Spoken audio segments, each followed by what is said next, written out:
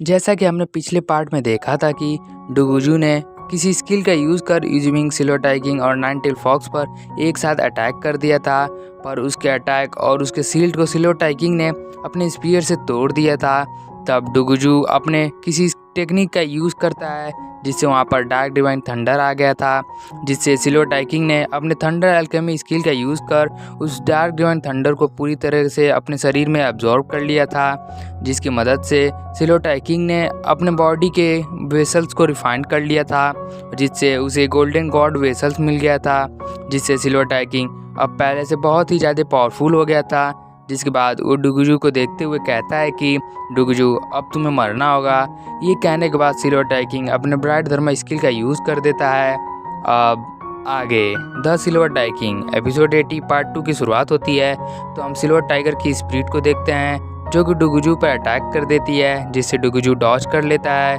पर तभी उस पर डिवाइन फॉक्स वीपन की मदद से यूजिंग और नाइन टेल फॉक्स ने अटैक कर दिया था, जिससे डुगुजू पीछे हो जाता है और पीछे होते ही डुगुजू तुरंत अपने थंडर किल स्किल का यूज़ कर देता है, जिससे वहाँ पर बहुत ज़्यादा पावर जनरेट होने लगता है, जिससे सिल्वर टाइगर की स्पिरिट वहीं पर खत्म हो जाती है, जिसे देखकर सिल्वर टाइगिंग अपने स्नो डीमन फ्रीजिंग स्किल का यूज़ कर देता है, जिससे एक लंबी सी चैन डुगुजू को कैद कर लेती है। पर दोस्तों, जैसा कि हम जानते हैं कि मार्शल गॉड तो मार्शल गॉड रहता है, इसीलिए गोल्डन मार्शल गॉड डुगुजू सिल्वर टाइगिंग के अटैक को बहुत ही आराम से डिस्ट्रॉय कर देता है। तब फिर यूजिंग और नाइन टेल फॉक्स उस डिवाइन फॉक्स वीपन का यूज़ करके डुगुजू पर अटैक कर देते हैं, पर इस बार डुगुजू भी अपनी पावर से अटैक कर देता है, जिससे उन दोनों का अटैक एक दूसरे के साथ लड़कर डिस्ट्रॉय हो जाता है, और अटैक के डिस्ट्रॉय होने की वजह से डुगुजू पीछे हो जाता है। पर तभी सिल्वर टाइगिंग अपने टाइगर स्पीयर स्किल का यूज़ कर डुगुजू पर अटैक कर देता है, जिसे डुगुजू रोकने की बहुत कोशिश करता है। भले ही डुगुजू ने सिल्वर टाइगिंग के टाइगर किंग स्पीयर स्किल को पहले रोक दिया था,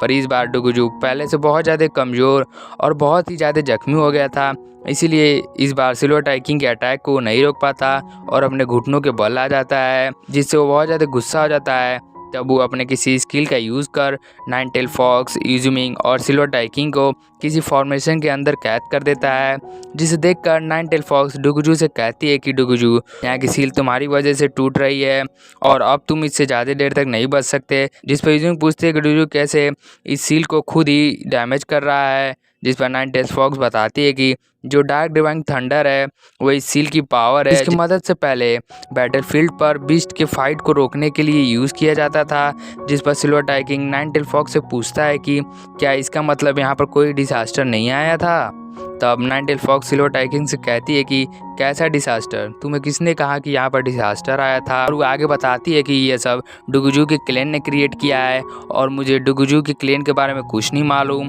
और मैं तुम्हें इतना ज़रूर बता देती हूँ कि यहाँ पर कोई डिजास्टर नहीं आया था, और अगर हेवन इतना ज़्यादा बुद्धिमान होता तो कभी भी बैटलफील्ड ब्लॉक नहीं हुआ होता। जिस पर सिल्वर टाइगिंग हैरान होते हुए पूछता है कि क्या इसका मतलब अभी भी वो सब लोग जिंदा हैं। दोस्तों, मुझे पता है कि नाइन टेल फॉक्स और सिल्वर टाइगिंग के बीच जितनी भी बातें हो रही हैं शायद आप लोग को नहीं समझ में आ रही होगी, इसलिए मैं इसे थोड़ा सा एक्सप्लेन कर देता हूँ कि हम जानते हैं कि कई हज़ार साल पहले बहुत से पावरफुल क्लैन ने एक दूसरे पर नेतृत्व यानी एक दूसरे क्लैन के ऊपर कब्जा करने के लिए बहुत फाइट किया था, जिससे हेवन बहुत ज़्यादा नाराज़ हो गया था, जिसकी वजह से बहुत से क्लैन गायब हो गए।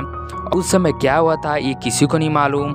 तो चलिए अब वीडियो में थोड़ा आगे बढ़ते हैं। तो जैसा कि सिल्वर टाइगिंग ने नाइन टेल फॉक्स से पूछा था कि क्या सच में वो सब लोग अभी भी ज़िंदा हैं, जिस पर नाइन टेल फॉक्स सिल्वर टाइगिंग को बताती है कि हाँ वो सब लोग ज़िंदा हैं, पर वो सब लोग की हालत जैसी है उसे देखकर हम ये नहीं बता सकते कि वो लोग ज़िंदा हैं या फिर मुर्दा, क्योंकि डार्क डिवाइन थंडर की वजह से वो लोग बैटलफील्ड पर अभी भी कोमा के हालत में पड़े हुए हैं। तब सिल्वर टाइगिंग पूछता है कि पर तुम यहाँ पर कैसे आ गई, जिस पर नाइन टेल फॉक्स बताती है कि उसके क्लैन की जो पैट्रियाज थी उनके पास डार्क स्टार रियान को ब्रेक थ्रू करने की पावर थी, पर उन्होंने ब्रेक थ्रू करने की जगह मुझे अपने लास्ट पावर की मदद से मुझे यहाँ पर भेज दिया, और इस डिवाइन फॉक्स वीपन को भी मुझे यहाँ पर प्रोटेक्ट करने के लिए छोड़ दिया। और उनका मानना था कि एक दिन कोई आएगा जो उसे जगाएगा और हम सबको इस हालत से बाहर निकालेगा, जिससे सुनकर यूजिंग बहुत ज़्यादा खुश हो जाती है और अपने मन में सोचने लगती है कि जब गॉड फॉक्स क्लैन की पैट्रियाज वापस आ जाएंगी तब कोई भी मेरे मून फॉक्स क्लैन को परेशान करने की कोशिश नहीं करेगा।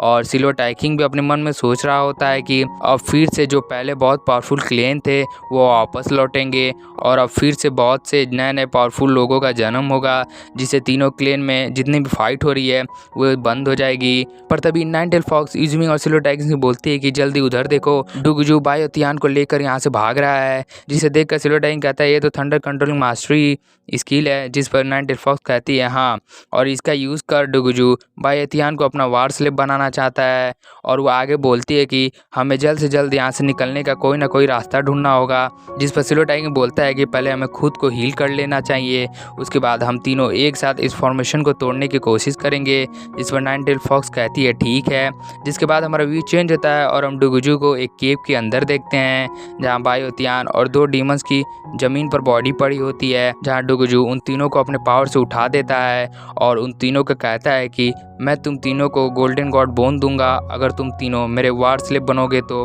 और जब मैं फुली रिकवर हो जाऊंगा तो मैं तुम सबको आज़ाद कर दूंगा। और डुगजू के बोलते ही हमारा एपिसोड 80 यहीं पर समाप्त हो जाता है। दोस्तों अगर आप लोग को वीडियो अच्छी लगी हो तो प्लीज़ वीडियो को लाइक और चैनल को सब्सक्राइब कर दीजिएगा। तब तक के लिए मिलते हैं नेक्स्ट एपिसोड में, तब तक के लिए सायोनारा।